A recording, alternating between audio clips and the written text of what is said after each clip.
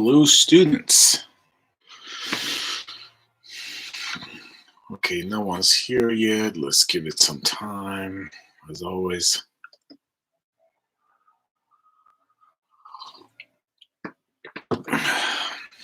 Okay, let's give it till 1 or 2 minutes past.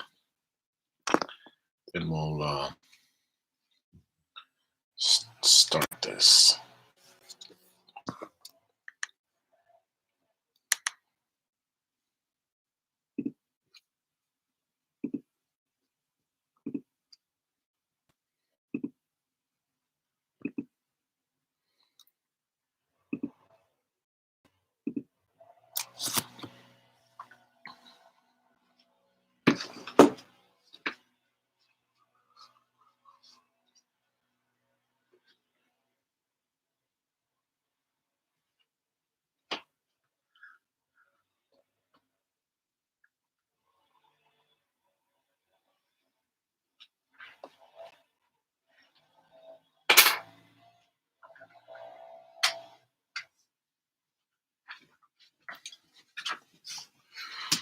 All right.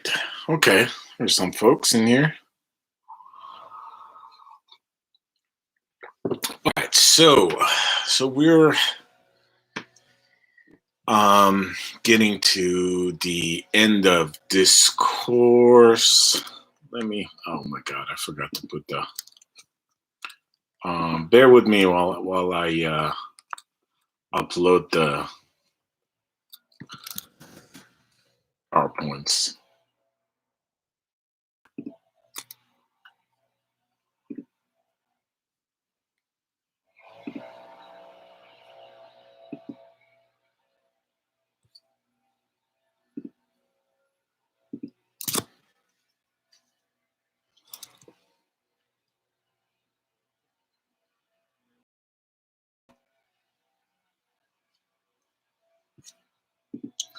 Okay, so sorry about that. Okay, I just uploaded the PowerPoints for today's lesson. It should be called Iran in the New Millennium. And let me see here.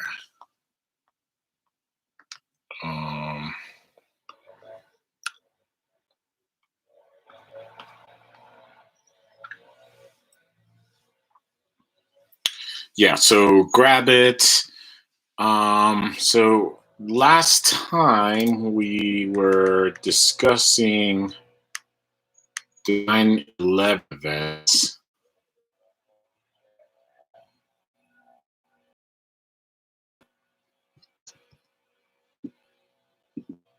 Okay, so yeah, so last time we were kind of discussing the events after 9/11, and we were kind of talking about how the events changed the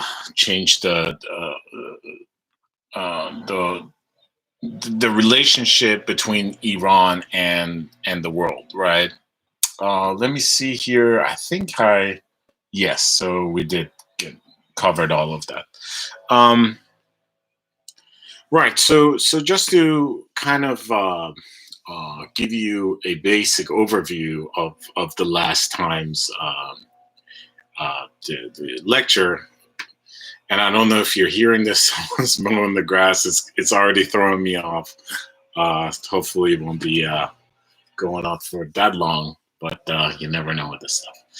Yeah, so you saw that in the 90s, you had this era of reform, right? And these were the generations that were about 10 to 20 years younger than Khomeini and his generation. And these people are kind of coming in, and they are certainly of the mind that an Islamic Republic is a good thing, but that maybe the interpretation of this Islamic Republic, as it went through this era of post-revolutionary, sustained revolutionary period, and Iraq War, and how kind of Iran felt itself being treated during the Iran-Iraq War by the international community. That it was kind of the time to move away from that, right? And to both socially open up the country, kind of not be so focused on um, the harsh approaches towards kind of whose country is this, who's supposed to be punished, kind of be a more systematic society, a more just society for everyone as they're interpreting it, and also to move away from this overly centralized system, right? So while there were kind of changes that were made during this time, as you can see, like for example, both Rafsanjani and Khatami, who served 2 times, they were wearing the kind of the garb of the Shia Maja, even though they're not, both of them, unlike Khomeini. But nevertheless, yeah, they want to kind of change the country, and it's important to point out that um, it's not always kind of the Islamist, right? These kind of Shia clerics rule versus all these other factions. There are factions within these Islamic government, right? For example, at this time there are a lot of people who were involved with the revolution, or kind of like they're coming of an age, right? Much like Khatami and Rafsanjani, that are kind of expressing grievances and need for drastic change, right? Like there are even people like Khalkhali, right? The hanging judge that we kind of talked about kind of a bunch of lectures ago. At this time he becomes a reformist, right? And it kind of creates this, and so these people, these reformists, tend to go through enter the government through the parliament and presidency and its institutions, right, rather than its armed forces and the supreme leadership office and this kind of guardian council that overlooks these processes, right? So they're kind of on the other side of when you talk about political institutions, on the other side of this. So yeah, so nevertheless, they're coming, they're asking for change. They most certainly want to be more into kind of be more of a players within this world order that is moving through globalization, right? You got to kind of think of 90s at the time of even the Republicans at the point in the United States. This is the time of NAFTA. This is, when international deals are being made, alliances are being made. And after USSR, kind of like these kind of bipolar world order is also shifting, because they're not really powers that are really challenging each other like that. And that kind of characteristic of the world has stayed on, right? So when you had something kind of like in the 70s and 80s where kind of real or perceived battles are happening, right? For example, South America, in Cuba, Iran, but even at this time, even like countries like China are opening themselves up to this world economy, and they want to be part of it. And the United States does not really have this kind of big enemy at this time, right? And then there is kind of reformation of the fall of the USSR and the United States involvement with their election, right? Especially after Gorbachev with Yeltsin, and even helping him in places like Chechen, right? Now there are conflicts, of course, all around the world still at this time, notably what happens, for example, between the Serbs and the Bosnians that I told you, that Iran's involved. These other countries still have interest in it. They take part in them, but there's this dialogue of um, it's either them or us is kind of evaporating. Um, yeah. So also, so as such, Iran is also kind of taking the um, opportunity to kind of join a peaceful era. Nevertheless, even though Khatami is kind of failing to fulfill, this kind of big enthusiasm that is present in his society for him to kind of reform the government, reform the Iran. He nevertheless fails to, you can say, to some extent, right? This is just based on expectations that were present there for him. Hold on a second.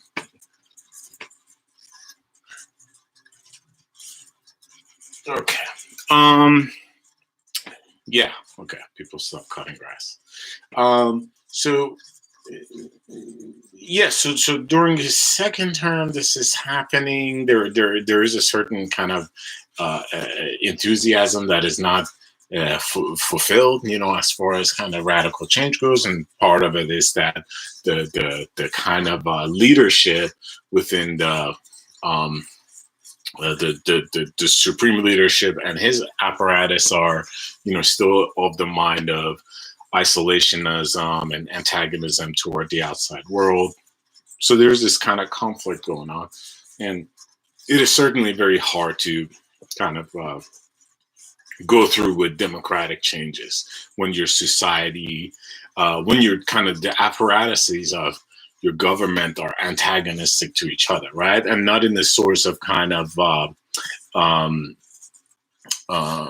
balancing each other out or checking each other's powers, but to be in real political disagreement to the point where progress is not allowed.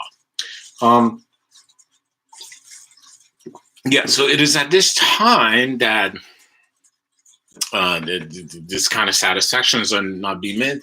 Then 9/11 happens as we go into the new millennium.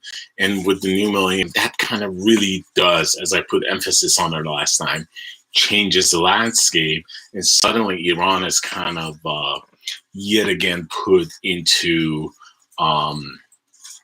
presented to the world, especially by the United States, as this evil empire, if you will, a word used for kind of USSR back in the day by Reagan, right? Now it's kind of axis of evil. And this is kind of David Frum. He wrote that speech. He writes for Atlantic now, and he's kind of the darling of liberals, weirdly enough, even though he was a neocon. But that is a discussion for another class. So now let's go to this new era. Okay, so if you have that PowerPoint, open it up. The Millennium PowerPoint. So of course, now that we're going to the Millennium, we need to talk about this kind of focus of, especially the Western world, on, especially America, on the nuclear capabilities of certain countries. So let's talk about Iran, and let's talk briefly about history of nuclear Iran, right? So the Tehran's nuclear research program, and by the way, keep in mind, I'll put emphasis on that as we're going on. Every time we're talking about nuclear, we don't definitely mean just weaponry, right? We're also talking about nuclear energy. I mean, I don't know, some of you don't remember, but kind of there was a lot of enthusiasm about nuclear energy at this point. Of course, the events of Chernobyl really changed that kind of public opinion regarding nuclear energy.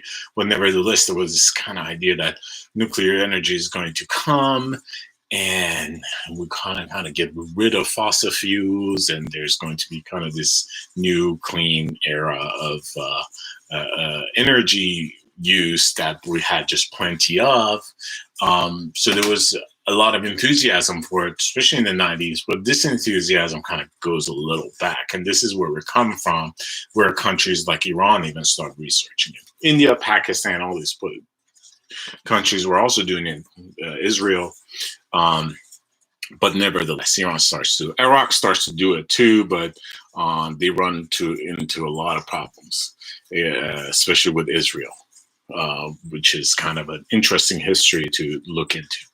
1967, Iran establishes the Tehran Nuclear Research Center, which is a place for kind of studying and researching and inviting other scientists from kind of other countries to come and help educate and develop Iranian nuclear programs.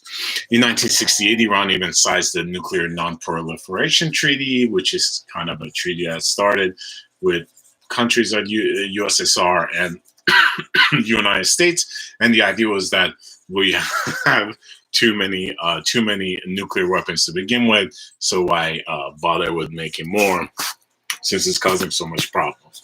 So Amir has a question here. Given the fact that in the 1950s the United States patronized Iranian students to learn about the theory, yes, at the University of MIT, why did contemporary population fail to notice? Well, why we notice is because it's politically not feasible. Like, so I mean, if you want to know that question, the answer to that question is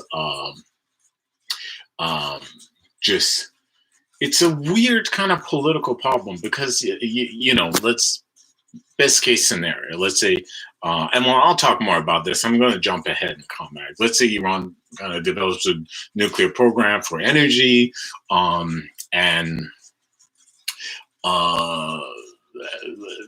become kind of less reliant on the export of oil and use of it at home, and maybe like some kind of like Norway, they just sell a little bit of it and leave most of it in. And considering that under Obama administration there is this kind of inserting of the United States within the oil market in the world, right? Obama was the person who kind of really opened this up and kind of increased the production in the United States. It will be good for the United States because it's one less country to not compete with, right? And then there's not an excess of oil in the market as we have right now, where the prices are, negative $40 or whatever it is today, which would kind of be good for the United States, you would think, right? Especially in a country that its oil market is very much in a kind of a global mercantile system and is not very, in some sense, connected to government control. Of course, they are, but let's kind of concede to the popular belief. So this talk of nuclear Iran is, of course, there is a serious concern by Israel, right, to keep Iran as a non-nuclear country because one is a threat, which I really don't believe there's a threat, and I think Israel believes there's a threat of nuclear war between Iran and Israel. But the other thing is that when you have nuclear weapons within the region, it kind of raises your kind of a negotiation powers, and within the Middle East, especially with the focus that kind of Western countries have on it, if indeed you are the most powerful entity there, and Israel is, Israel has proven, be it through intelligence, be it through war, it's gone through numerous wars with a lot of Arab countries, and won them, like destroyed those countries, like read about the 6-Day War and stuff like that, right? Like destroying Egypt's Air Force in a couple of hours. Proxy wars. Israel has a lot of funding. So my kind of opinion of that is that this idea of United States kind of criticizing Iran for developing nuclear weapons. And why I'm not talking about that, the United States was the country that helped Iran and encouraged Iran to develop its nuclear capabilities as they relate to energy, is a political tool. I mean, we've come to an era once again, where kind of nation states are starting being isolated. If you remember, especially under Trump, that was a very important point. Of course, this is a world that, even the United States, even though kind of the neocons are now against Trump, it is my opinion that they built the era of Trump. And the same thing with Obama. I mean, this idea that, we are a superpower, we have our pick in the Middle East of who's going to be our representation there, and we need enemies, right? So we've come to this kind of nationalist isolationist state, and this idea of Iran and nuclear weapon is the great political tool, and it works. You know what I mean? I don't know if some of you are old enough to remember, but I mean, you're not old enough, but you might just be knowledgeable of it. When we're going to Iraq, day and night, there was this idea that Iraq has weapons, and sometimes, a lot of times, there were articles and TV kind of discussions about this given that, Iraq has nuclear weapons or is getting there. Of course, this all turns out to be false, but, Iraq had pursued it in the 70s and 80s, and Israel made sure that would never happen. So, yeah, it is a political tool for what certain parties in the United States think kind of advances their interest. That's my opinion of it. So now I'm going to kind of back up some of these claims I made by giving you more of this history. So in the 1970s, there's a collaboration between the Western states, including the United States, to begin work on the nuclear program in Iran. It's actually encouraged. This is happening under the Shah. The project is halted during the revolution. Attempts are made to recover it in the 80s, but Iran is in this intense war. Its economy is a war economy that has certain goals in mind. So it is kind of delayed till the mid-90s, and in the 90s, Iran starts developing nuclear weapons again. Especially at this time, it becomes very clear that Israel has nuclear weapons, Pakistan has nuclear weapons, India has nuclear weapons. So it just becomes a norm to have nuclear weapons. So what is from perspective of Iran? What are some of the justifications for pursuing? And I keep saying nuclear. There is this.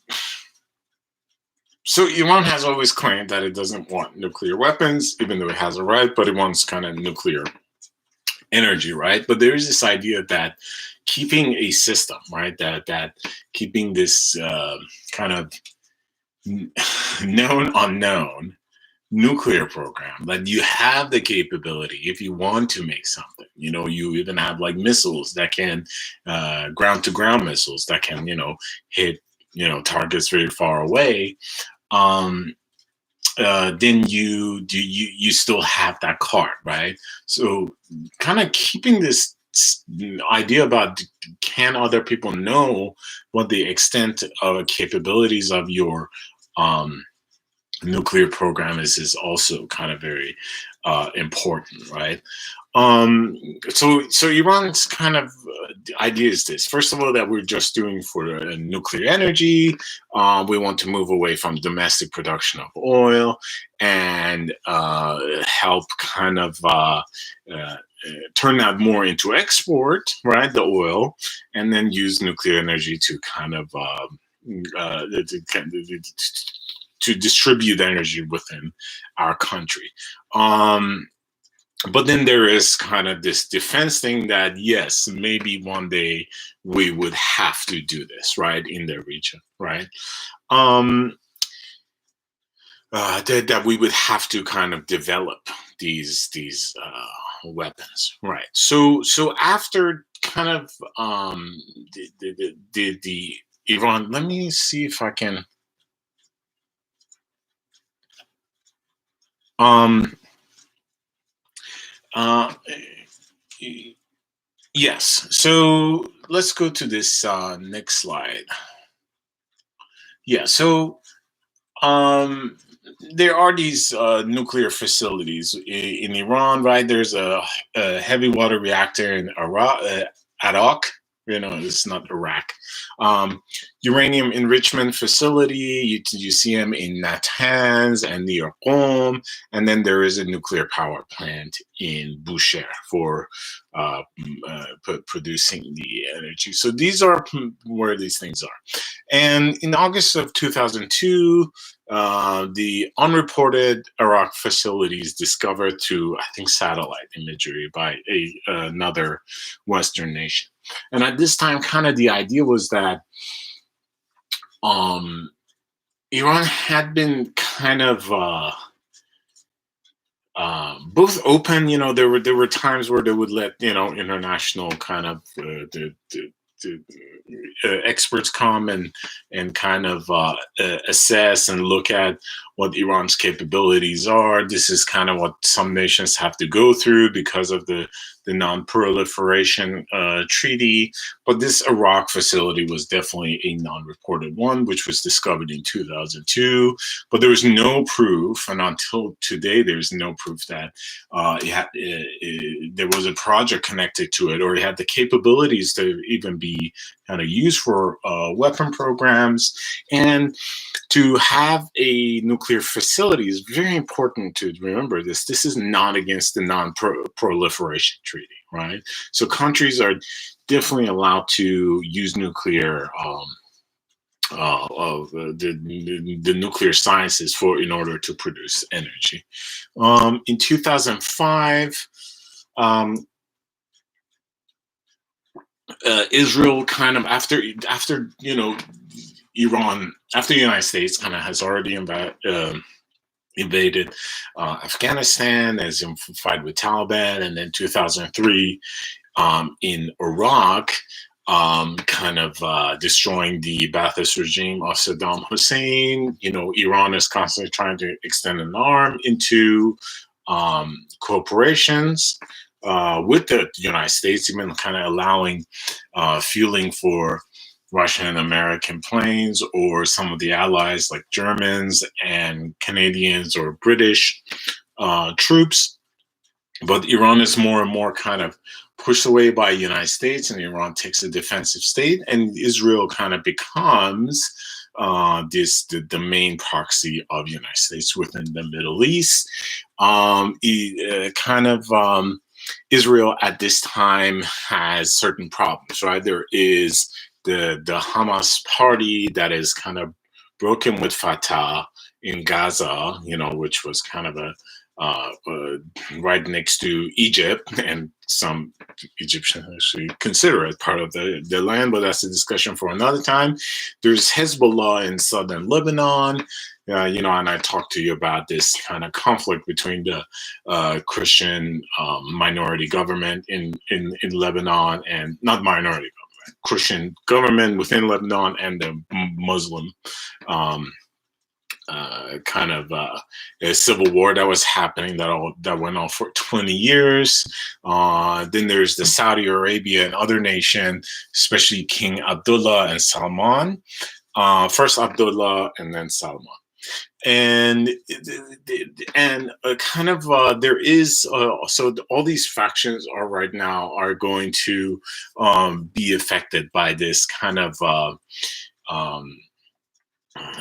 this kind of heavy presence of the United States and other United States allies within the region, right? So there are these kind of shifting powers, matrix of powers, right? So people have to kind of reconfigure. All these factions have to reconfigure now who they're going to side with, right? And this is kind of one of the reasons where you're like uh, uh, best cases against this idea of kind of clash of civilizations, right? Like Muslims against Christians. No, they're political entities.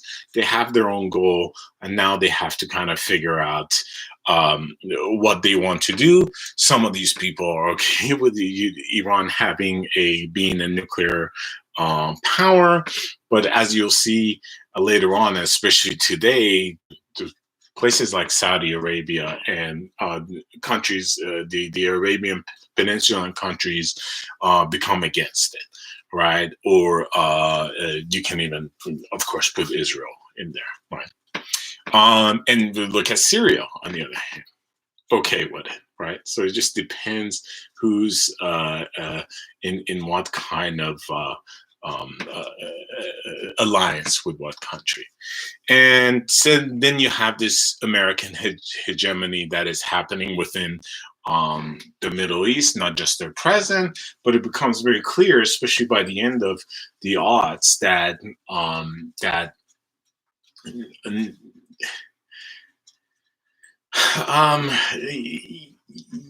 it's hard to kind of say what the goal of the United States was, other than, the war against terrorism, because immediately after the invasion of Iraq, especially the tone change of this idea of bringing democracy in Iraq and this idea of kind of building another.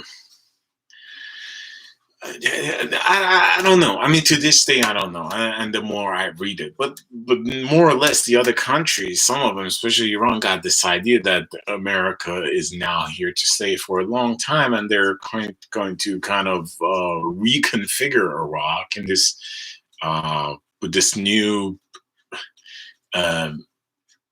model in mind, which is bizarre. Other than kind of platitudes about democracy and free state, but the idea was that like we're going to make an ally of this country, which is kind of a concept I can never understand. Nevertheless, so that's what I mean with American hegemony, like building another kind of a coalitions of states within the Middle East that are loyal to the American interest. So that was the project. Which these ideas go back to the early 90s, like the New American Century and all that stuff. So these are not new, but some of the people that were kind of involved in American politics definitely at that point really found a administration, and with 9/11 an opportunity to execute those desires for the world. So let's go to the next slide. Mahmoud Ahmadinejad.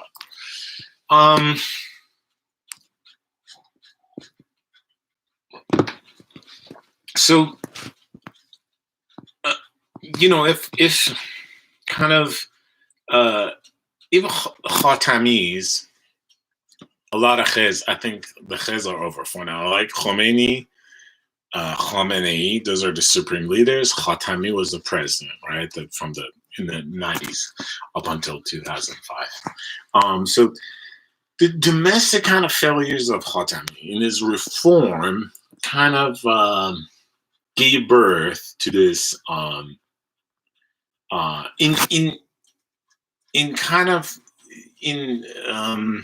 do I say it?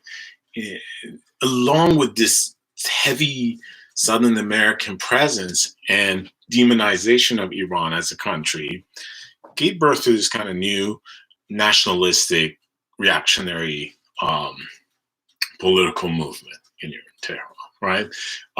That very much like the ascendance of Donald Trump within politics. And this is when Ahmadinejad comes in. Ahmadinejad was kind of a mayor of Iran. He was there from 2003 to 2005. He's had other government jobs I'm not going to go through. He's from the Semnan province. Now you see his age. He was born in 1956, and I left that blank because he's still alive.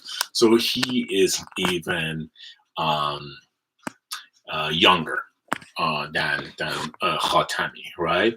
And he does not come from he. I mean, he is a religious man, as you know, that word doesn't make sense anymore because everybody has a religion, as in most kind of places in the United States, but he's definitely not of the Qom and the kind of Shia clerics type, right? As Americans like to put it, mullahs, but that word doesn't mean anything. But this is when kind of he comes in, and the faction that he comes in is a very interesting one. Uh,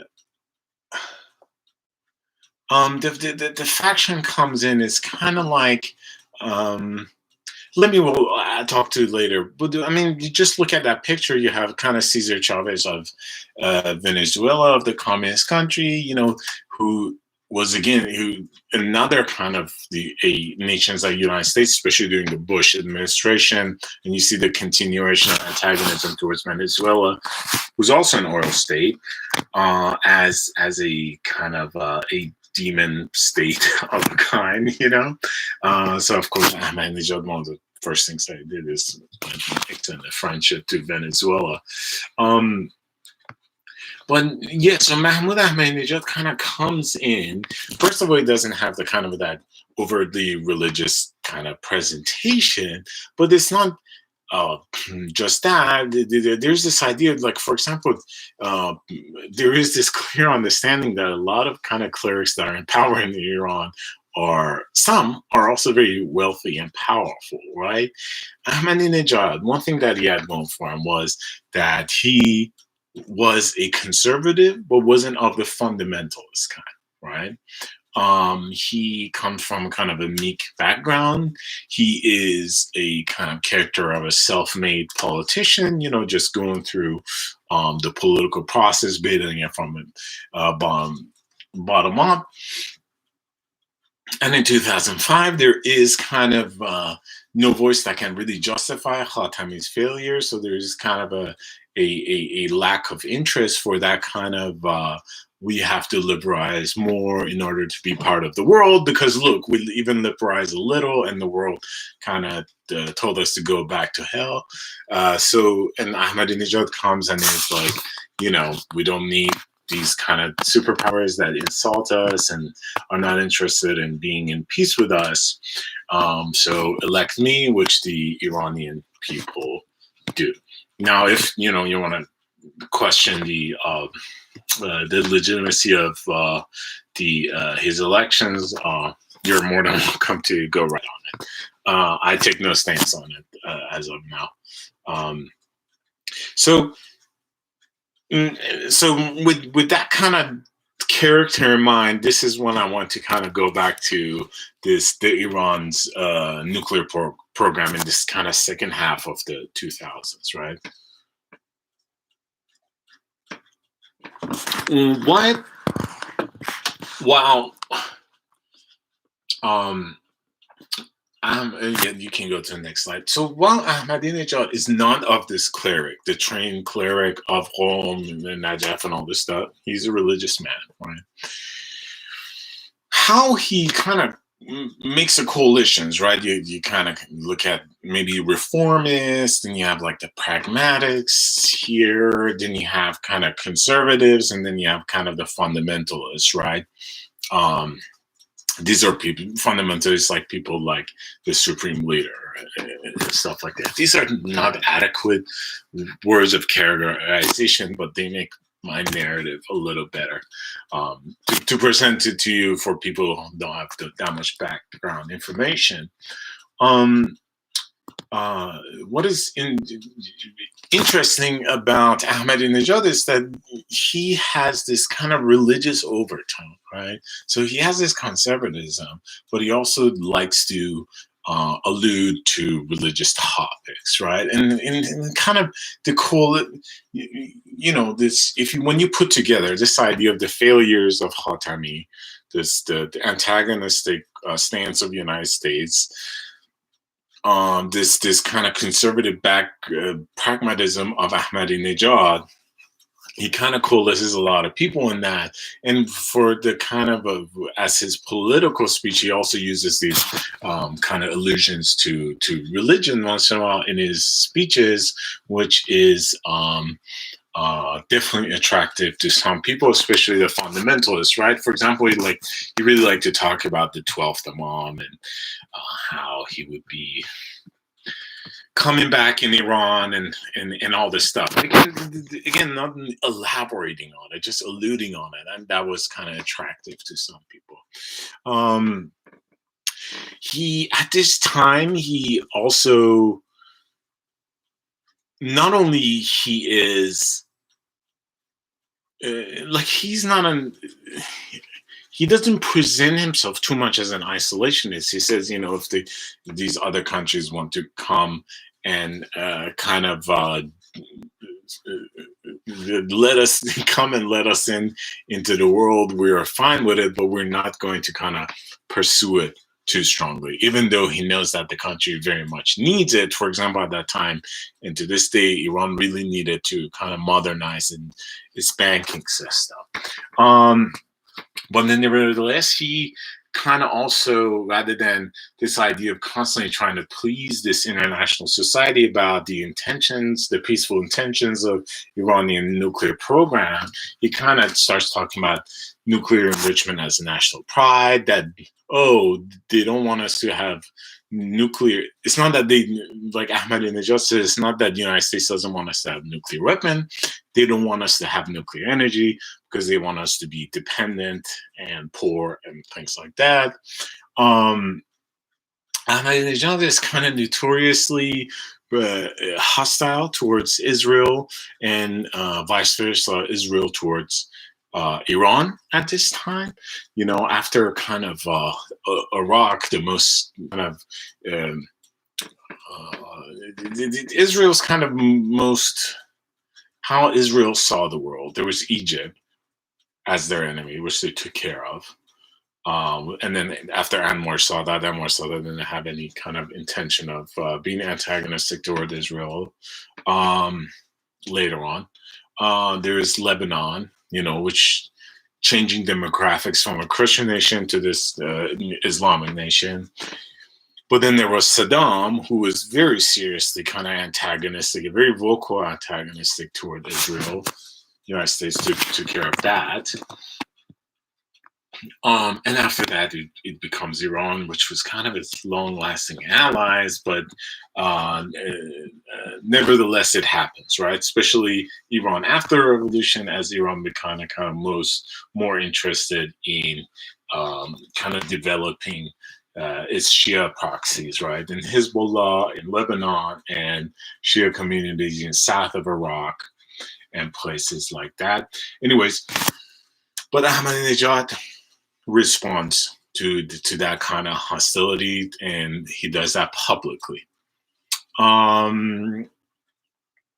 He's very well vocal of having the American Union and European countries out of Iran, which is, United States kind of sees itself as a right to be in many places, right?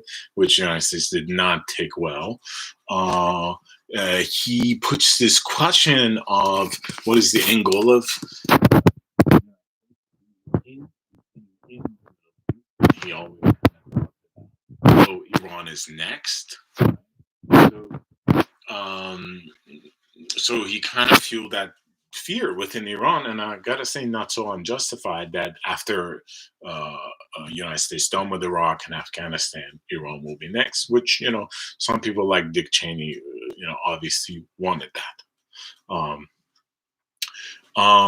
There are new sanctions added to Iran by countries like America, Britain, France, and Germany.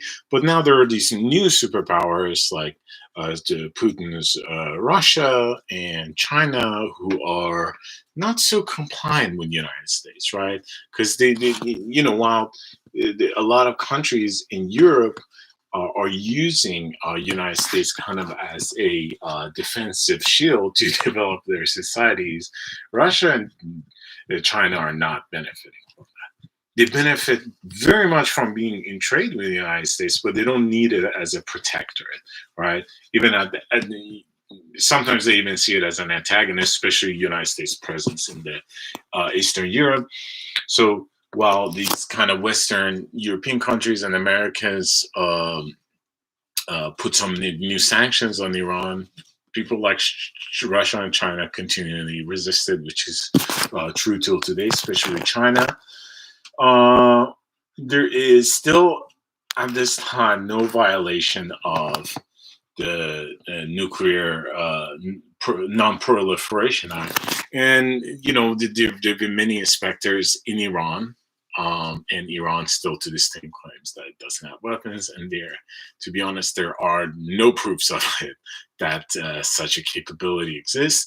Nevertheless, the United States under certain regimes like to insist on it, even though when the State Department, comes out like they did a couple of years ago to say Iran hasn't violated any treaties,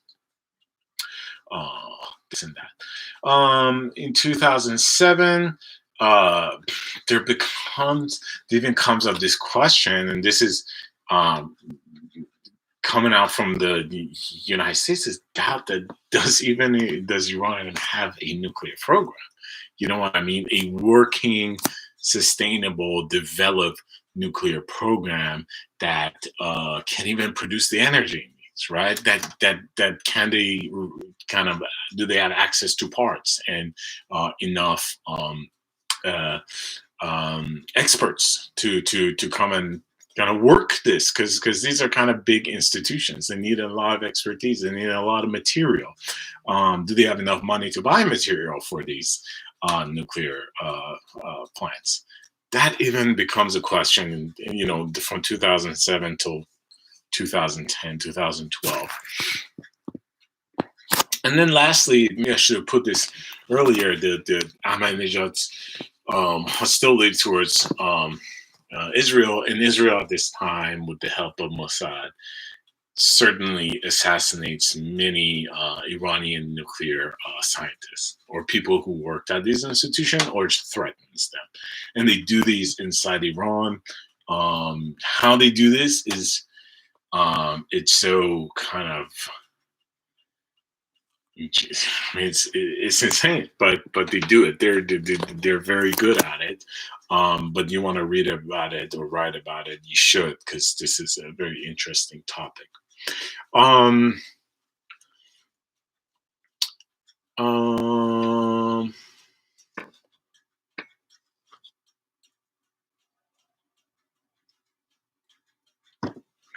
let me see here.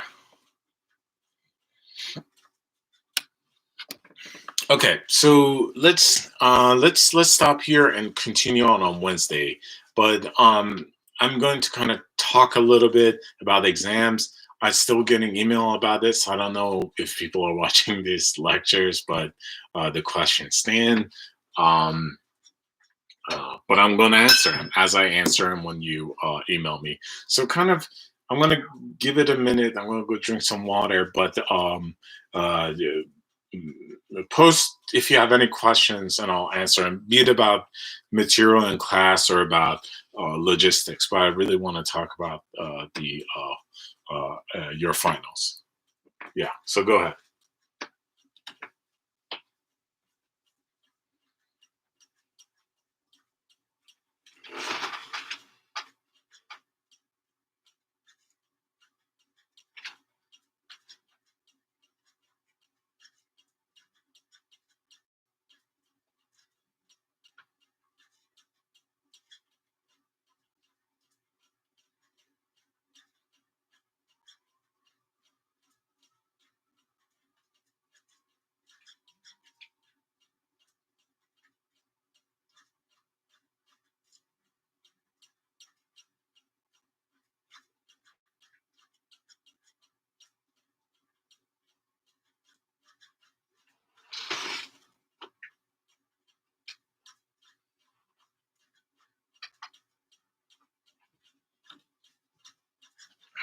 Okay. So yes, I do. Okay. I mean, ask ask great questions. Okay, so let me start from the top, and then I'll answer your question on it. Okay. So what's going to be the final? First of all, I'm just going to say this all the time. Whatever work you have that is left that is not submitted by this time, you should have kind of submitted everything pretty much. Um, by the end of the month, please submit all your back work. This the reflections, the movie reviews. I think I have all the midterms. I have to look at it. Um, so whatever you have, submit those. I haven't taken attendance, so your attendance score will just be counted from the between the time that I was getting taking attendance um, for your exam. What do you do? Okay, so some of you wrote papers, some of you did presentation projects, right? So all you have to do now is pick a topic within those your writing or your presentation, right? And then you focus on adding to that, right? For example, you said, I wrote about, let's say, okay, so for example, someone did a presentation on um the hostage crisis, right? They did a 50-minute presentation of the hostage crisis, and they gave me like two, three sources, right? So now that person would have to kind of pick a topic that is related to that. What would be a good idea? Like, I'm going to look at, for example, new files and cables that are released about what was going on in the hostage crisis between United States and Iran at the time, right? So I'm going to do 15 minutes more of that, and then you need new sources, right? So it's a new topic, but I want it to be connected. So you're kind of, because I want this idea of extending your research, right? So I think that the minimum of sources is three, if I put it right. Yeah, but those are in the syllabus. Please go look at them, and then you'll have till the whenever the middle of May that they're done, or end of the first week. Double check um, the school calendar. I'll post this up later too.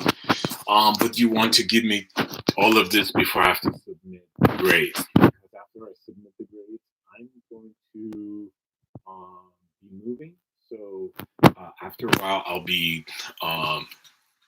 almost impossible for a couple of weeks to kind of get a hold of, right?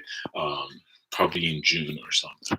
So you want to give everything to me by all the deadlines, so I can submit the scores and kind of have your work and give you your grade, and then we all go our merry way. So whatever questions you have, whatever help you need, um, whatever it is you need from me, however it is that I can help you with anything you want, just let me know, so everybody has their grade and we can finish this.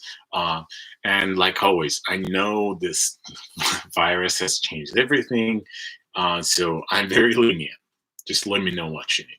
um, okay, so that is it today, and we'll pick up the rest of the lecture, which you have the PowerPoints to, on Wednesday, and then kind of I'll give you the last lecture.